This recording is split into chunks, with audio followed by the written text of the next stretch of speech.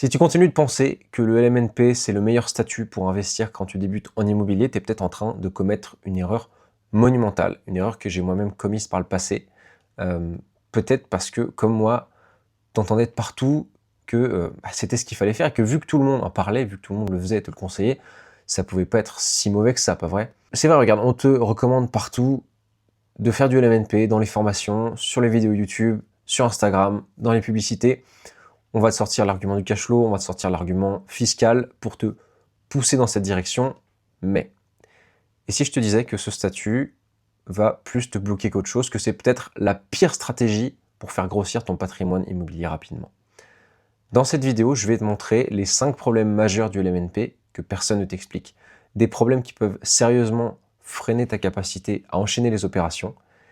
Et à la fin, je te donnerai l'alternative que j'utilise personnellement et pourquoi elle est souvent beaucoup plus adaptée pour construire du patrimoine immobilier. Le premier problème, et c'est sans doute le plus impactant, c'est le HCSF. Le HCSF, c'est le Haut Conseil de stabilité financière, c'est lui qui régule les lois autour de l'emprunt bancaire.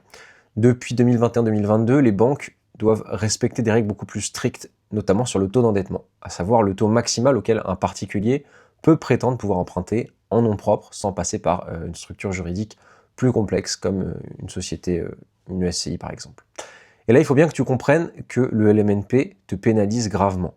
Parce que tes revenus locatifs en LMNP, la banque va les intégrer dans un calcul qui ne se fait plus comme avant. Avant, on pratiquait ce qu'on appelle le calcul différentiel, qui te permettait, si tu dégageais du cash flow positif sur ton opération, de pouvoir enchaîner les acquisitions, parce qu'en fait, ça ne faisait que diminuer ton taux d'endettement. Et ça augmentait petit à petit ta capacité d'emprunt grâce au loyer, comme le feraient des revenus classiques du travail. Alors qu'aujourd'hui, concrètement, donc ce calcul n'existe quasiment plus, à part de très rares exceptions. Concrètement, tu peux avoir 3 appartements qui te rapportent 2000 € de loyer chacun par mois, et la banque va quand même considérer qu'au bout d'un moment, tu seras à 35% d'endettement sur ton seul salaire d'une part, et d'autre part, avec le nouveau calcul, parce que plus tu vas investir, plus tu vas toucher de loyer, mais plus tu vas avoir du crédit à rembourser en face, plus ton endettement en prendra un coup, et plus tu atteindras fatidiquement ce seuil des 35% qui t'empêchera de continuer. Résultat, tu te retrouveras bloqué, tu voudras acheter peut-être un 4e bien, la banque te dira non, et encore une fois, pas parce que ton projet est mauvais ou pas parce que tu as un mauvais profil emprunteur, un mauvais profil bancaire, mais parce que le HCSF t'empêche indirectement d'emprunter plus, et la banque doit respecter sa politique interne qui lui dit en quelque sorte d'obéir aux normes du HCSF. Donc le LMNP, ce que je veux dire, c'est que c'est bien pour 1, 2, 3 biens. Mais si ton objectif, c'est de construire un patrimoine conséquent et de scaler grâce à l'immobilier jusqu'à atteindre le goal ultime qui est de devenir rentier, par exemple, ce statut te met un plafond de verre très très vite. Le deuxième problème, c'est la traçabilité bancaire. En loueur meublé non professionnel, les loyers arrivent sur ton compte personnel, où ils vont se mélanger avec ton salaire, avec tes dépenses, avec ta vie quotidienne. Et quand tu vas aller voir une banque pour un nouveau projet, elle va devoir démêler tout ça. Ça, c'est un loyer, ça, c'est ton revenu, ça, c'est une charge liée au bien, ou c'est une dépense courante, ou c'est une dépense perso. Ça fout le bordel et en fait, ça complexifie la lisibilité de ton dossier. Ou alors, tu peux avoir un compte vraiment dédié à l'encaissement de tes loyers, mais là encore, il y a un problème. En SCI, par exemple, tu vas pouvoir gérer comment tu présentes tes revenus locatifs à la banque, alors qu'en nom propre, tout arrive sur ton compte, c'est centralisé, c'est tracé. Tu ne peux absolument rien optimiser pour justement présenter les choses de la meilleure façon, de la meilleure des manières, pour justement montrer à la banque que ta gestion est saine, que tu sais tenir, en l'occurrence, ta société, et que tu sais gérer tes dépenses au mieux entre le pro, le perso, ce qui est en rapport avec le bien, ce qui est en rapport avec ta vie quotidienne. Donc le problème de traçabilité, c'est un problème assez conséquent auquel tu ne peux absolument rien faire quand tu investis en nom propre. Le troisième problème, c'est que c'est un statut qui change tout le temps. C'est un statut qui est vraiment instable. Le LMNP, ça fait des années qu'on parle de le réformer. Ça fait des années d'ailleurs qu'on le réforme. À chaque loi de finances, c'est la même question. Est-ce que le LMNP va être modifié? Est-ce qu'il va être retoqué? Comment? Quels vont être les impacts? Est-ce qu'on va perdre des avantages? Et ça s'est déjà produit récemment, tu regardes. Le plus gros impact, c'est la réintégration des amortissements sur le calcul de la plus-value à la revente. C'est un exemple concret qui a foutu un sacré coup à pas mal d'investisseurs, moi y compris. Et en plus, on aurait pu se dire que ceux ayant investi avant cette modification, ou avant tous les impacts, toutes les modifications qui ont lieu avant, qu'il y aurait une rétroactivité positive, si je puis dire. C'est-à-dire qu'on aurait pris en compte le fait que les gens aient investi avant cette modification.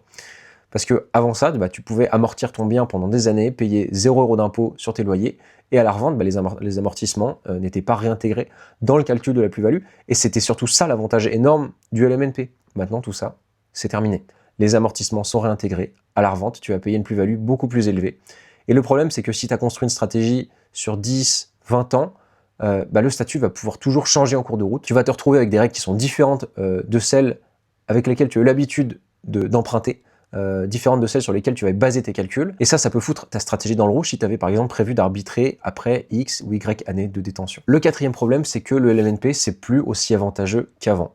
Je viens de le dire, avec la réintégration des amortissements, l'écart avec les autres structures pour emprunter, c'est largement réduit. On va prendre le cas typique de la SCI à l'IS, à l'impôt sur les sociétés. Tu déduis tes charges, tu amortis le bien et les travaux exactement comme en LMNP. La différence, c'est simplement que tu vas être à l'impôt sur les sociétés et pas à l'impôt sur le revenu. Et à la revente, idem, oui, tu payes sur la plus-value, mais c'était déjà le cas avant. En fait, tu n'as pas la mauvaise surprise d'avoir un changement en cours de route. En plus, en SCI à l'IS, on y reviendra, tu peux laisser les bénéfices dans la société pour pouvoir réinvestir, ou te les reverser en dividendes quand tu veux, ou les réintégrer dans un autre projet. Il y a plus de flexibilité. Le LMNP s'était vendu comme un statut miracle. Aujourd'hui, c'est un statut parmi tant d'autres, et je pense que dans le futur, j'ai pas une boule de cristal, mais à mon sens, ça ne fera que se dégrader avec les années, et ça ne fera qu'arriver au même niveau que d'autres statuts comme la location nue ou comme la SCI à l'IR par exemple. Et on n'aura quasiment plus aucun avantage, et finalement, ça deviendra un statut banal comme les autres, alors que ceux qui ont investi autrement, en passant par des structures juridiques plus fiables, s'en sortiront beaucoup mieux sur le long terme. Et je le rappelle, l'immobilier, c'est du long terme. On ne sait jamais ce qui adviendra dans le futur, alors qu'en parallèle avec une USCI par exemple, qui n'a pas bougé depuis très longtemps, ça restera prévisible. Le cinquième problème, tu l'auras compris, c'est que le LMNP, ça n'est pas fait pour scaler. Si ton objectif, c'est d'avoir 1 ou 2 appartements pour compléter ta retraite, le LMNP, c'est tout à fait OK, c'est convenable. Mais si ton objectif, c'est de construire un patrimoine important, d'enchaîner les opérations, de passer de 0 à 1, 5, 10 millions d'euros de patrimoine, le LMNP va forcément te freiner à un moment ou à un autre. Je dirais même que le LMNP, c'est une stratégie à faire à la fin. Une fois que tu as construit ton patrimoine, une fois que tu as réussi à lever de la dette en société, là, tu vas pouvoir te faire plaisir en nom propre et justement dégager du cash flow, aller sur des stratégies beaucoup plus agressives et moins patrimoniales. Mais en tout cas, tu vas voir le blocage par le HCSF, les mélanges sur tes comptes perso, l'instabilité du statut, le fait de ne pas pouvoir cadrer tout ça juridiquement, la difficulté de s'associer en nom propre avec d'autres investisseurs pour accélérer ta croissance. Tout ça s'accumule et à un moment donné, tu te retrouves coincé. Et tu te dis, j'aurais peut-être dû structurer ça différemment dès le départ. Alors l'alternative, c'est quoi ? Tu as dû me voir venir, j'en ai parlé à plusieurs reprises, c'est la SCI à l'IS, à l'impôt sur les sociétés. Tu peux structurer ça et cadrer ça mieux. Investir à plusieurs plus facilement. Tu peux te multibancariser plus facilement également pour dupliquer les projets. En société, les emprunts sont au nom de la société et donc finalement, tu vas contourner les règles du HCSF parce que ça impacte différemment ton taux d'endettement personnel. Bien sûr, la banque va regarder qui emprunte, mais tu auras plus de marge pour enchaîner parce que le HCSF ne sera pas aussi prépondérant dans la décision de financement qu'il le sera en nom propre. En société, tu sais aussi dès le départ comment tu seras imposé à la revente. Tu n'as pas de mauvaise surprise fiscale ou législative et ça va te permettre enfin de pouvoir capitaliser, de réinvestir notamment en remontant les fonds de la SCI par exemple jusqu'à une holding qui les rebasculera vers une autre SCI, une autre société avec une autre activité également.